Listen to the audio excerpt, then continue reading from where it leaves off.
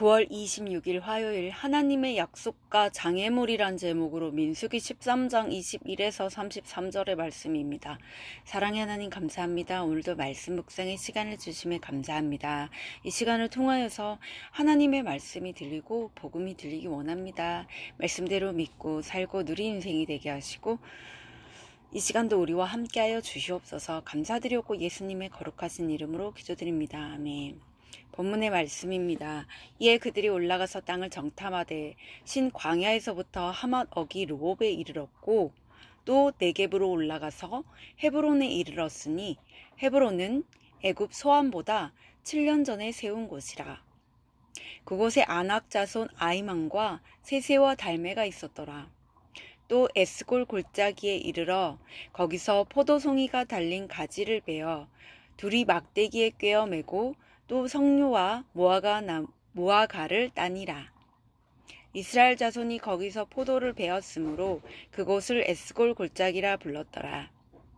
40일 동안 땅을 정탐하기를 마치고 돌아와 바란 광야 가데스에 이르러 모세와 아론과 이스라엘 자손의 온 회중에게 나와 그들에게 보고하고 그 땅의 과일을 보이고 모세에게 말하여 이르되 당신이 우리를 보낸 땅에 간즉 과연 그 땅에 젖과 꿀이 흐르는데 이것은 그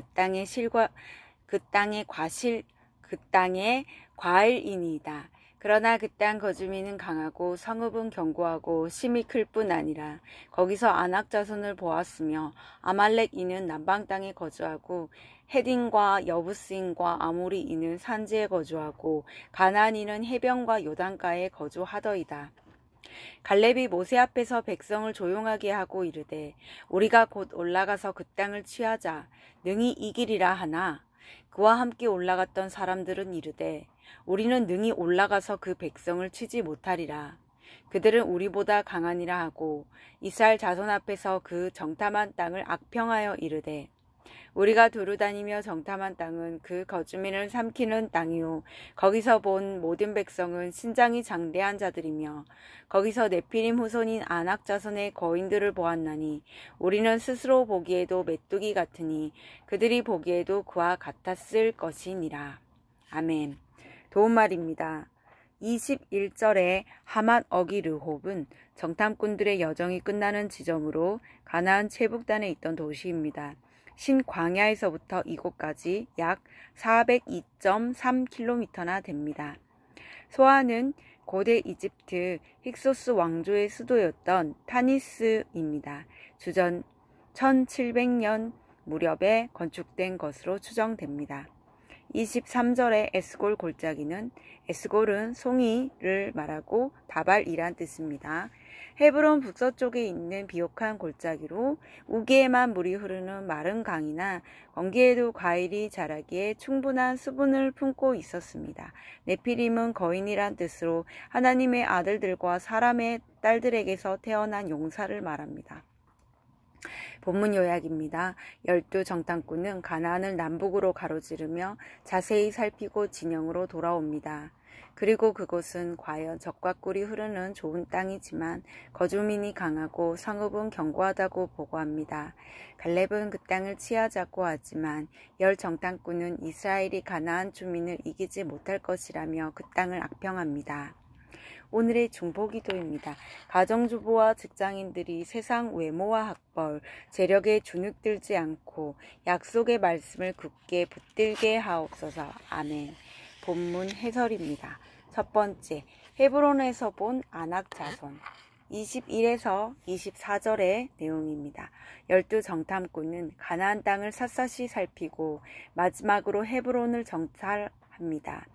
이곳은 아브라함, 이삭, 야곱이 묻힌 막벨라 굴이 있는 장소로 아브라함이 하나님의 약속을 믿고 원주민에게 값을 주고 산 영적 매장지입니다. 그러나 그들은 그곳을 차지하고 있는 아낙 자손에게 시선을 빼앗깁니다. 이처럼 약속하신 하나님을 온전히 믿지 못하는 성도는 결국 눈에 보이는 장애물에 시선을 빼앗기고 맙니다. 성도는 하나님의 약속을 의심하지 말고 그 장애물을 뛰어넘어야 합니다. 적용 질문입니다. 현재 나와 가족 구원의 약속을 가로막고 있는 장애물은 무엇입니까? 두 번째, 두 가지 보고 25에서 29절의 내용입니다.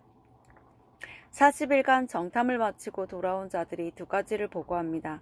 하나는 그 땅이 과연 젖과 꿀이 흐르는 좋은 땅이라는 것이고, 다른 하나는 그러나 그 땅의 거주민이 강하고 많다는 것입니다. 다시 말해 과연 그 땅은 우리가 뿌리내릴 만큼 좋은 곳이지만 거주민을 몰아내고 그 땅을 차지할 가능성은 없다는 것입니다. 나를 압도하는 대적이나 장벽을 만날 때 그것을 내가 이기려고 하면 절망할 수밖에 없습니다. 나의 무능과 한계 상황을 인정하고 전능하신 하나님께 나아가야 합니다. 적용 질문입니다. 지금 내가 처한 한계 상황은 무엇입니까? 그것을 내 힘으로 극복하려 합니까? 아니면 하나님의 손에 맡깁니까? 세 번째, 승리와 확신과 불신의 악평. 30에서 33절의 내용입니다. 갈렙은 동요하는 백성을 진정시키면서 하나님의 약속을 상기하게 됩니다. 그러나 열 정탐꾼은 많고 강한 대적 앞에서 믿음을 잃어버리고 자신들의 눈으로 좋다고 항인한 땅마저 거주민을 삼키는 땅이라고 악평합니다. 이처럼 약속하신 하나님을 온전히 신뢰하지 못하면 그 약속을 빼앗길 수밖에 없습니다. 나는 연약하지만 믿음의 공동체 안에서 지체들과 함께 날마다 주의 말씀을 내게 주시는 음성으로 듣고 그대로 행할 때 하나님을 신뢰하며 나아갈 수 있습니다.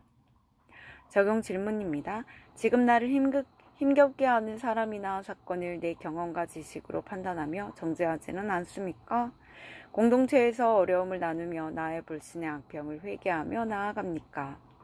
오늘 기도하기는 주께서 구원의 약속을 주셨음에도 눈앞에 있는 장애물을 보고 늘 절망하는 저를 불쌍히 여겨주옵소서. 저의 한계 상황을 주님 손에 온전히 맡기고 담대할 수 있게 하옵소서. 장애물과 같은 사람과 사건 앞에서 저의 불신의 악평을 발견하고 회개할 수 있도록 은혜를 내려주옵소서. 아멘.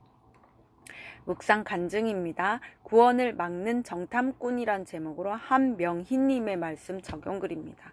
저는 작은 오빠의 자살로 우울한 가정 환경에서 자랐습니다. 늘 사랑이 고팠던 저는 저에게 잘해주는 7살 연상의 남자를 만나 교제했습니다. 그리고 친정 어머니의 반대에도 혼전 임신으로 그와 결혼했습니다. 남편은 결혼과 동시에 야외 레스토랑을 운영했는데 장사가 잘 안 되자 스트레스로 술과 도박을 하였습니다.